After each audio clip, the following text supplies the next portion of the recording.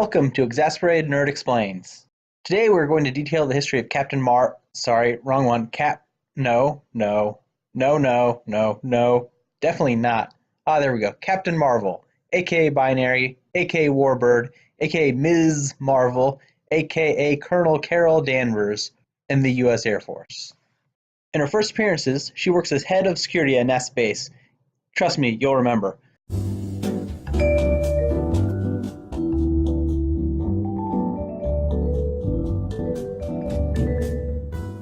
Unfortunately for her, in comes a Kree warrior named Mar-Vell who helps fight off threats as the hero Captain Marvel. The Kree are an alien race of mostly blue dudes that are in an evolutionary dead end and aren't too happy about it, led by a floaty squid head computer called the Supreme Intelligence. Carol suspects Mar-Vell's human guise is up to something, but adores Captain Marvel. And due to the nature of comics, the base is constantly attacked by a litany of villains, such as these guys, and Quasimodo the living computer. Look at him crackle. Considering she is head of security and the base keeps getting overrun by these creatures, she's soon out of a job, but not before gaining powers. A fellow Kree attacks and Mar-Vell shields Carol when a device called the Psyche Magnetron explodes. Because the Marvel Universe has never heard of radiation poisoning, Carol ends up gaining powers. Her DNA fuses with Mar-Vell's, I guess because he was in proximity? So she is genetically part human and part Kree. Later on, this explanation will be changed to reflect the fact that she was just wishing to be stronger. The Psyche Magnetron was a wishing machine, and this machine granted it as it exploded. Since she is head of security and they keep getting attacked, she's eventually removed from her post. Carol gets a job as a magazine editor working for J. Jonah Jameson, who hates costume types, but is the world's #1 employer. She demands greater pay in her civilian guise, and also demands to be called Ms. Carol Danvers.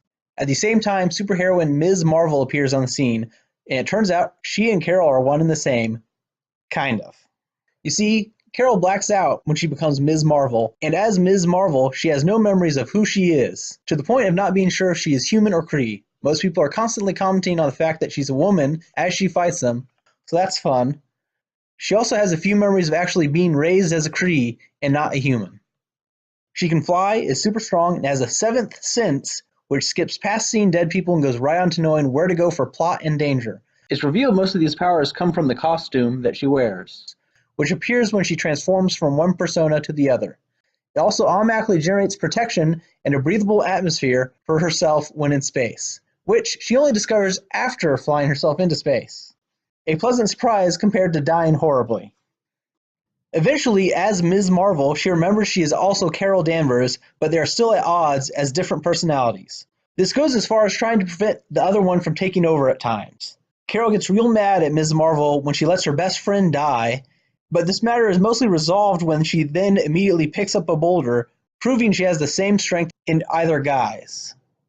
During this time, she encounters the remnants of the Psyche Babeltron, which explodes even more, dousing her in even more radiation, which helpfully imbues the powers that were in her suit into her body. This was later retconned to say that there was just a gap in time with her body adjusting to the new powers. Her powers become her own, and she is super strong, with her scarf as her primary weakness. Ms. Marvel joins the Avengers and fights alongside them, encountering various foes. Then, she suddenly becomes pregnant while walking on the beach, talking about how children ruin everything. Within days, she gives birth. And the days after being born, her son grows into a fully grown man. It turns out she gave birth to Marcus, the son of Immortus. Immortus is an Avenger, sometimes baddie, sometimes ally, who is a timekeeper/traveler, an alternate/future version of Kang the Conqueror, who is another time traveler conqueror who will pop up later and sometimes teams up with himself as Immortus. Okay, strap in.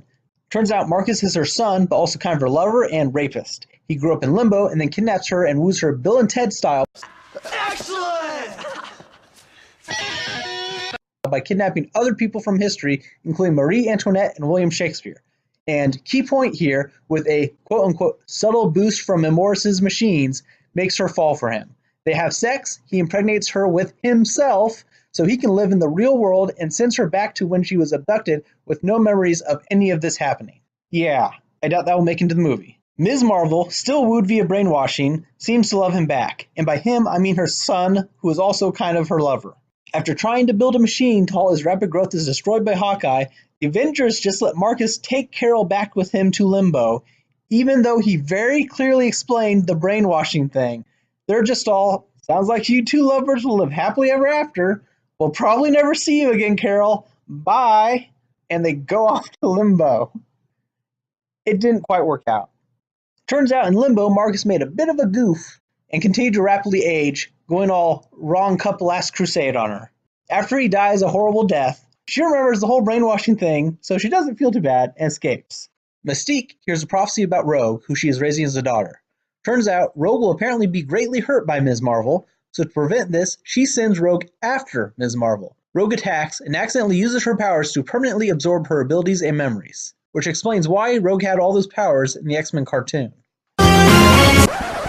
At least Carol learns an important lesson about blindly following prophecies. Carol's memories are mostly returned by good old Chuck Xavier, but she has no real emotional connection to them. She still gets pretty mad about that whole let my kidnapper run off with me thing next time she sees the Avengers. Carol decides to tag along with the X-Men for a while, and he even helps them out by erasing government files on them and herself. What a bold stance to take against government surveillance and overreach. I sure hope this aspect of this character doesn't change. While gallivanting with the X-Men in space, the Brood capture her and experiment on her. The Brood are an alien race and are basically the talking xenomorphs of the Marvel Universe. All pretty evil, except mutant Brood Brew, who's pretty cool. Hi, Brew.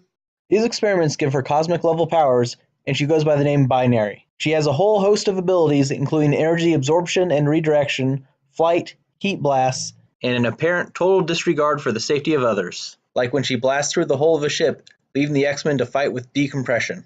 Things are going well until Rogue goes to join the X-Men. She does not take it well. She leaves the X-Men and joins the Starjammers. The Starjammers are space pirates led by Cyclops' dad. During this time, the personality of Carol Danvers sometimes takes over Rogue's body completely and helps out the X-Men. It turns out Carol and Wolverine work together when they are both in military service because Wolverine is obligated to be tied to everyone's backstory. After a teleportation mishap, the two personalities split into separate bodies, and only one can survive.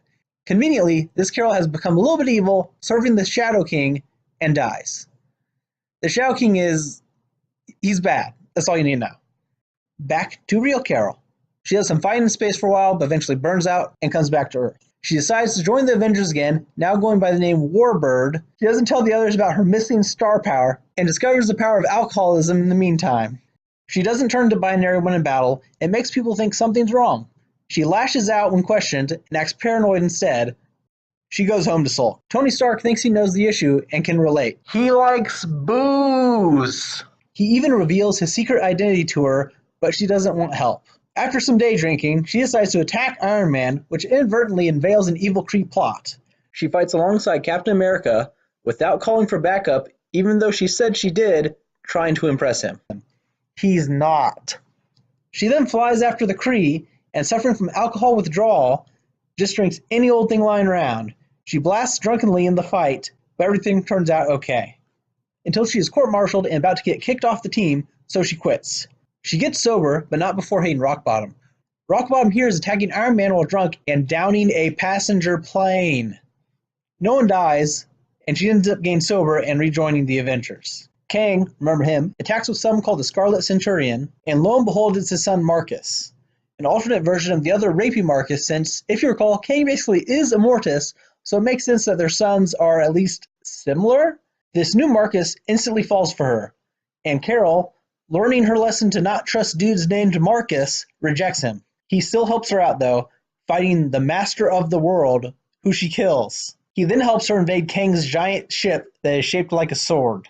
Carol is pretty broke up about killing the Master, while she's using her power-absorbing skills to completely destroy a spaceship full of Kang's minions. She then demands a court-martial for killing the Master, because she felt bad, I guess? They find her not guilty by reason of, yeah, he was evil. She gets offered a job with the government and goes to do that. Scarlet Witch goes crazy, kills a bunch of Avengers, they break up. Then House of M happens. House of M was an event where Scarlet Witch basically made an alternate timeline where mutants reign supreme, in which Carol appears as Captain Marvel and is the world's most popular hero. Turns out she likes that. The Avengers reform, and Carol joins again as Ms. Marvel. Then comes Marvel's Civil War. In Civil War, some heroes were making a reality TV show about heroing and got a town blown up in the process. The government basically wanted to register anyone with superpowers and make them paid civil servants doing what they say. Not signing up meant going to jail. Carol was Team Iron Man, deciding to join his pro-registration side because Though this doesn't really match up with her delete the government's info on the X-Men thing from earlier, she even can't remember these things. Ha! Because her memories. With all the good Avengers, underground or illegal, she leads another team of Avengers that also tries to capture the underground Avengers. She even tricks her friend, Spider-Woman, into thinking Captain America was alive, just to capture them. He was kinda dead. What a pal. While all this is going on, it turns out there's an infestation of Skrulls who have secretly invaded. Skrulls are shape-shifting aliens. The Skrull Queen is killed by Norman Osborn. Itsy bitsy spider went up the water spout. Yes, that Norman Osborn. Who then becomes leader of S.H.I.E.L.D., which is turned into Hammer, as in, we're going to hit this point on the head with a hammer, and installs his evil friends as the quote-unquote Avengers, including a new Ms. Marvel. So Carol joins the Underground Avengers she was hunting 5 seconds ago and starts working with them against Norman Osborn. The Dark Avengers try to kill the real Ms. Marvel, but they end up splitting her into 4 different energy beings, plus a 5th regular lady. She gets better with some MODOK babies. After some convincing from Steve Rogers, she takes on the mantle of Captain Marvel, finally. She fights the Brute again, loses her powers again, gets them back again, and then she can't fly, because she has a brain lesion, and if she flies, she will lose her memories. Again. After a Kree combines with the Psyche Mumbo Jumbo and uses her as a power source for his fun, she flies anyways and loses her memories. Captain Marvel becomes leader of Alpha Flight and from her satellite of love protects the Earth from alien invaders. Carol must have never got around to seeing Minority Report, or she just forgot, because Captain Marvel starts jailing people before they've committed any crimes due to a quote-unquote perfect psychic. This is Civil War II. Even after Tony Stark proves the visions are not perfect, and having been the victim of a premonition before, Captain Marvel holds her to course and pummels Tony Stark into a coma, because why not? I guess everyone thinks Iron Man's a jerk, because after this, she becomes the world's most popular superhero, and even gets an apartment from her old boss, current mayor of New York, J. Jonah Jameson, in the crown of the Statue of Liberty, for some reason. Captain Marvel spends some time in space, joins the Guardians of the Galaxy, flies around doing all sorts of space cosmic stuff again.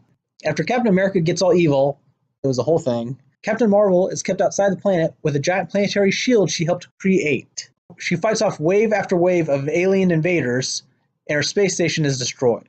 Also during this time, she adopts a cat who's actually a Flurkin that travels through pocket dimensions, lays eggs, and is not what seems, which I'm guessing is this cat, which is in the movie, and I guess they arrest the cat? This pretty much brings us up to the present. As for what's in the movie, I don't know. There's obviously Skrulls, there's the cat, there's a whole Kree memory thing.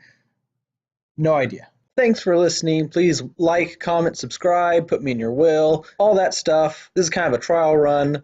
Let me know what you think.